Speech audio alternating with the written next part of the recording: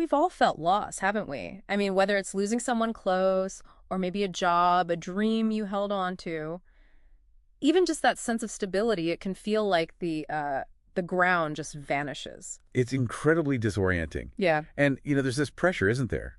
To be resilient, to just bounce back. Right. But bouncing back suggests going back to exactly how things were. And often, well, that's just not possible. So what's the focus of this deep dive then?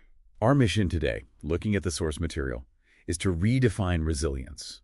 It's not about erasing the past, but about finding a way to move forward, to carry that experience, yes, but without letting its pain, define everything. Okay, let's unpack that, because the sources seem clear.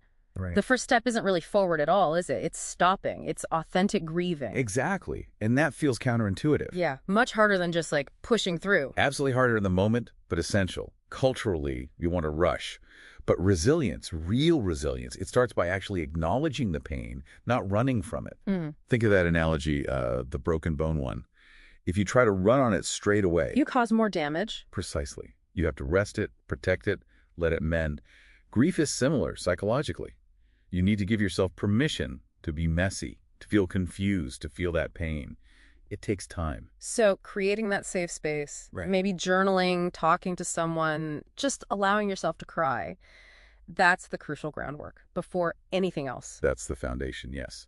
And only after allowing for that, that essential rest, can we talk about the next phase the sources highlight, rebuilding the foundation? Because basic self-care just tanks when you're grieving, right? Completely. Eating well, sleeping enough, just basic routines, Mhm. they often collapse. And that physical decline, it just makes the emotional pain worse. It's a cycle. So the advice isn't some huge, overwhelming life change at first. Not at all. It's about small, deliberate actions, reinstating those basic building blocks. Maybe it's just stepping outside for 5 minutes, consciously. We're really focusing on enjoying, say, a hot cup of tea. Exactly. Tiny actions that deliberately disrupt that trauma loop. And connection is key here, too. Ah, right. The instinct is often to pull away. Yes, but we're wired for connection, for co-regulation, reaching out to your support system, friends, family, maybe a therapist or a group. It's vital.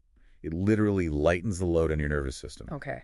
So once that foundation feels a bit more stable, then the sources talk about finding new meaning. This feels like a tricky one. How do you find purpose after a big loss without it feeling, I don't know, like you're trying to replace what's gone? That's a really important question. And the sources are clear. It's not about replacement. It's about creating something new, something that grows from the experience itself. How does that work in practice? Often, it's about honoring the values associated with what you lost. The example given was volunteering at a senior center after losing a grandparent. Okay. You're not replacing your grandparent. You're translating that love, that care, into a new direction. You're allowing the pain to, well, maybe mature you into someone even more compassionate. That reframing is helpful. It grounds the pain somehow. Okay, what about those really hard days when everything feels shaky again? The sources mention practical tools, like the 5-4-3-2-1 technique. Yes, for grounding. It's brilliant because it pulls you out of that emotional spiral, that rumination. How does it work? You just name out loud or in your head 5 things you can see right now, then 4 things you can touch, 3 things you can hear. 2 you can smell and 1 you can taste. Exactly. It forces your thinking brain, your prefrontal cortex back online. It anchors you in the present moment, away from the overwhelming emotion. Simple, but effective. And the other tool mentioned was the resilience jar. Ah, yes.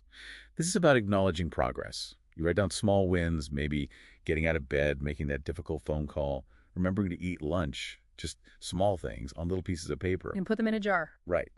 Then, on a really tough day, you open it, you pull some out. It's tangible proof. Look, I got through this before. I did take steps. It reminds you of your own capacity. It's like visual evidence against that feeling of hopelessness. Precisely.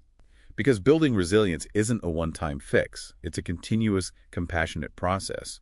You have to give yourself grace. Celebrate those small shifts, those tiny victories. Reminding yourself that the pain is real, it's universal, but so is our ability to heal and grow from it. Absolutely. So thinking about all this, we want to leave you with a final thought to consider. Looking back at a difficult time in your own life, how has acknowledging it, really sitting with it, rather than pushing it away, maybe allowed you to discover a strength or perhaps an unexpected wisdom that you didn't even know you had?